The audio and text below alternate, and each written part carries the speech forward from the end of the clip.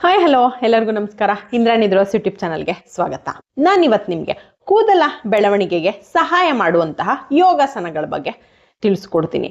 ನಿಮಗೆ ಆಶ್ಚರ್ಯ ಆಗ್ಬೋದು ಮತ್ತೆ ಪ್ರಶ್ನೆ ಮೂಡ್ಬೋದು, ಯೋಗಾಸನ ಮಾಡೋದ್ರಿಂದ ಕೂದಲ ಬೆಳವಣಿಗೆ ಆಗುತ್ತಾ ಅಂತ. ಹೌದು, ಯೋಗಾಸನ ಮಾಡೋದ್ರಿಂದ ಈ ಯೋಗಾಸನ ನಮ್ಮ ಮಾನಸಿಕ ಆರೋಗ್ಯ, ಒತ್ತಡ ಮತ್ತೆ ಆತಂಕನ ಕಡಿಮೆ ಮಾಡುತ್ತೆ. ಹಾಗೆ ರಕ್ತ ಸಂಚಾರ ಅಂದ್ರೆ ಕೂದಲಿನ ಬುಡಕ್ಕೆ ರಕ್ತ ಸಂಚಾರ ಚೆನ್ನಾಗಿ ಆಗುವಂತೆ ಮಾಡುತ್ತೆ. ಹಾಗೆ ತಲೆಬುರುಡೆ, ಹಣೆ, ಕತ್ತು ಮತ್ತೆ ತಲೆಯ ಹಿಂಭಾಗದ ಮಾಂಸಖಂಡಗಳು ಗಟ್ಟಿಯಾಗುವಂತೆ ಮಾಡುತ್ತೆ. ಈಗ ಮೊದಲನೇ ಯೋಗಾಸನದ ಬಗ್ಗೆ ತಿಳಿಸ್ಕೊಡ್ತೀನಿ. ಇದನ್ನ ಹೇಗ್ ಮಾಡೋದು ಮತ್ತೆ ಇದರಿಂದ ಏನು ಉಪಯೋಗ, ಹಾಗೆ ಯಾರ್ಯಾರು ಇದನ್ನ ಮಾಡಬಾರದು ಅಂತ. ಮೊದಲನೇದಾಗಿ ಅಧೋಮುಕ್ತ ಶ್ವಾನಾಸನ.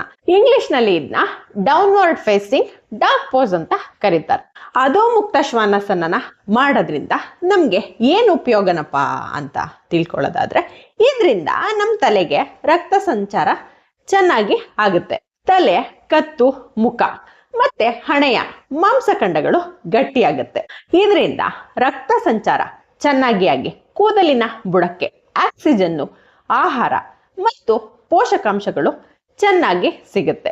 ಮೊದಲನೇದಾಗಿ ಈ ಅಧೋಮುಕ್ತ ಶ್ವಾನಾಸನನ ಹೇಗ್ ಮಾಡಬೇಕು ಅಂದ್ರೆ, ಕಾಲ್ನ ಅಂದ್ರೆ ಎರಡೂ ಕಾಲ್ನ ಅಗಲ ಮಾಡಿ ನಿಂತ್ಕೊಳ್ಬೇಕು. ಆಮೇಲೆ ಎರಡು ಕೈನ ತಲೆ ಮೇಲೆ ಎತ್ತಿ ದೀರ್ಘವಾಗಿ ಉಸಿರನ್ನ ತೆಗೆದುಕೊಳ್ಬೇಕು. ದೀರ್ಘವಾಗಿ ಉಸಿರನ್ನ ತೆಗೆದುಕೊಂಡು ಆದ್ಮೇಲೆ ನಿಧಾನವಾಗಿ ಉಸಿರನ್ನ ಬಿಡ್ತಾ ಮುಂದಕ್ಕೆ ಬಾಗಿ ಎರಡು ಕೈನು ನೆಲದ ಮೇಲೆ ಇಡಬೇಕು. ನೀವು ಈ ಪೊಸಿಷನ್ ಅಲ್ಲಿ ಇದ್ದಾಗ್ಲೆ ಅಂದ್ರೆ ಮುಂದಕ್ಕೆ ಬಾಗಿ ಎರಡು ಕೈನ ನೆಲದ ಮೇಲೆ ಇಟ್ಟಿರ್ತೀರಲ್ಲ, ಈ ಪೊಸಿಷನ್ ಅಲ್ಲಿ ಇದ್ದಾಗ್ಲೇನೆ 3 ಬಾರಿ ಉಸಿರಾಟನ ಮಾಡಬೇಕು. ನೆಕ್ಸ್ಟ್ ಮೊದಲಿನ ಪೊಸಿಷನ್ಗೆ ಬರಬೇಕು.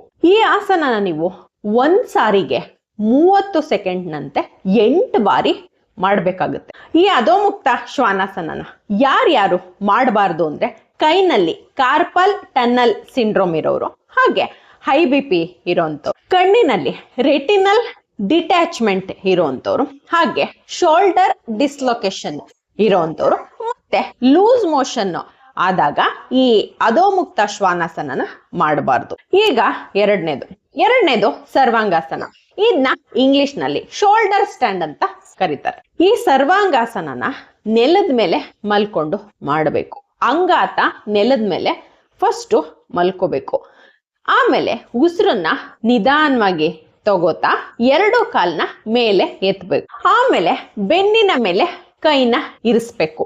ನೆಕ್ಸ್ಟ್ 3 ಬಾರಿ ಉಸಿರಾಟ ಆದ್ಮೇಲೆ ಕಾಲ್ನ ನಿಧಾನವಾಗಿ ಕೆಳಗೆ ಇಳಿಸ್ಬೇಕು. ಮೊದಲನೇ ದಿನಾನೇ ಈ ಸರ್ವಾಂಗಾಸನನ ಪರ್ಫೆಕ್ಟ್ ಆಗಿ ಮಾಡಕ್ಕೆ ಆಗೋದಿಲ್ಲ.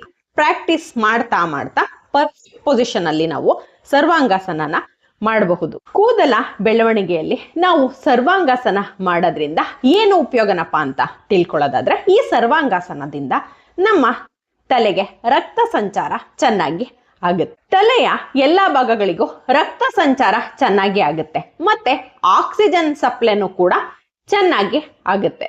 ಕತ್ತು ಮತ್ತೆ ಭುಜದ ಮಾಂಸಖಂಡಗಳು ಗಟ್ಟಿಯಾಗುತ್ತೆ.